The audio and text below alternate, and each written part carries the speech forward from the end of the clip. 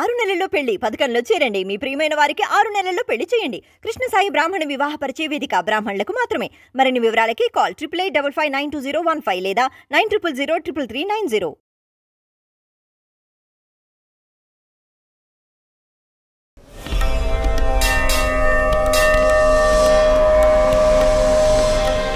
గురుగారు, చాలా మంది అడుగుతున్న ప్రశ్న ఏంటంటే, ఇంట్లో ఐశ్వర్యం నిలువ ఉండాలి, అసలు డబ్బు మన ఇంట్లోనే ఉండాలి, లక్ష్మీదేవత మన ఇంట్లో ఉండాలి అంటే ఎలాంటి పూజలు చేయాలి అని ఎక్కువగా అడుగుతూ ఉన్నారు.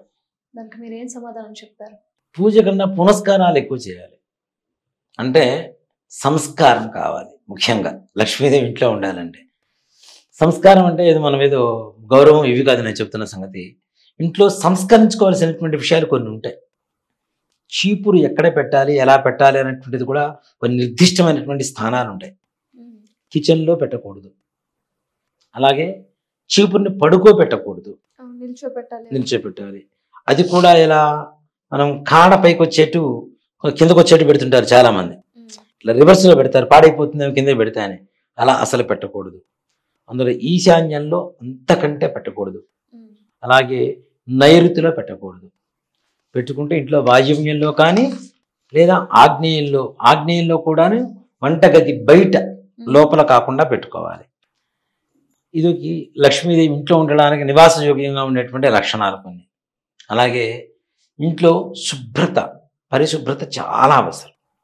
ఎక్కడ శుభ్రంగా ఉంటే అక్కడే ఉంటాం మనం కూడా, అవునా? మరి మనమే ఉండలేనప్పుడు ఇంటికి వచ్చే లక్ష్మీదేవి ఎట్లా ఉంటుంది? మనకి బూజులు, ఇంటి నిండా బూజులు పడుతుంటాయి. ఇష్టం వచ్చిన పేపర్లు మొత్తం న్యూస్ పేపర్లు అదేదో కొన్ని లక్షల రూపాయలు ఖరీదైనట్టు న్యూస్ పేపర్లు దాచిపెడుతుంటారు, చిరిగిపోయిన పుస్తకాలు దాచిపెడుతుంటారు, పగిలిపోయిన అద్దాలు, అలాగే విరిగిపోయిన ఫ్రేములు, పాత వస్తువులు, పాత దుస్తులు ఏవైతే ఉన్నాయో ఇవి ఇంట్లో ఉండడం వల్ల కూడా అలక్ష్మి ఎక్కువగా ఉంటుంది. లక్ష్మీదేవి బయటికి వెళ్ళి. అలాగే ముఖ్యంగా ఇంట్లో ఉదయం సాయంత్రం దీపారాధన పూజ.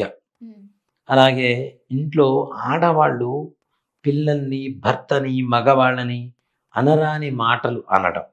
చాలా మంది చూడండి, నీ తద్దనం పెట్ట, నీ దినం పెట్ట, నువ్వు ఎప్పుడు చావు వస్తుంది, నువ్వు చావు, ఇట్లాంటి మాటలు, పిచ్చి పిచ్చి మాటలు మాట్లాడుతుంటారు, అమంగళకరమైనటువంటి మాటలు. అలాంటి మాటలు మాట్లాడిన ఇంట్లో కూడా లక్ష్మీదేవి ఉంటుంది. అలాగే ఇంట్లో లక్ష్మీదేవి ఇవన్నీ తీసేసినా కూడా లక్ష్మీదేవి అనుగ్రహం ఎలా ఉండాలి? ముఖ్యంగా అంటే పూజ వద్దు, ఏమీ వద్దు, చిన్న పరిష్కారం చెప్తాను. ఒక మట్టి మూకుడు తీసుకోండి, లేదా చిన్న ఇత్తడి గిన్నె ఒకటి తీసుకొని దాంట్లో పచ్చకర్పూరం, మనం లక్ష్మీదేవికి చాలా ప్రీతికరంగా పెడుతుంటారు. విష్ణుమూర్తి నామం కూడా, తిరునామం కూడా దాంతో పెడుతూ ఉంటారు. చక్కగా పచ్చకర్పూరం తీసుకోండి. ఒక 10 మిరియాలు, ఒక 10 లవంగాలు ఒక గిన్నెలో వేసేయండి. కర్పూరం బిళ్ళ, మనం హారతిచ్చే కర్పూరం ఉంటుంది కదా, ఆ కర్పూరం ఒక 4 బిళ్ళలు వేయండి. వేసి చక్కగా వెలిగించి ఇంటి చుట్టూ అన్ని మూలల, అన్ని దిక్కుల ఆ ఒక పొగ అట్లా చక్కగా చూపించుకుంటూ రండి. ఇంట్లో ఉండేటువంటి దేవతా గృహంతో సహా బెడ్రూమ్స్ కావచ్చు, కామన్ రూమ్స్ కావచ్చు, ఇంట్లో అన్ని చోట్ల పొగ చూపించుకుంటూ వస్తే తప్పనిసరిగా లక్ష్మీదేవి తిష్ట వేసుకొని కూర్చొని ఉంటుంది. పచ్చకర్పూరం, మిరియాలు, లవంగాలు, మామూలు కర్పూరం. దీనివల్ల లక్ష్మీ నివాసం తప్పనిసరిగా మన గృహంలో సుస్థిరంగా ఉంటుంది.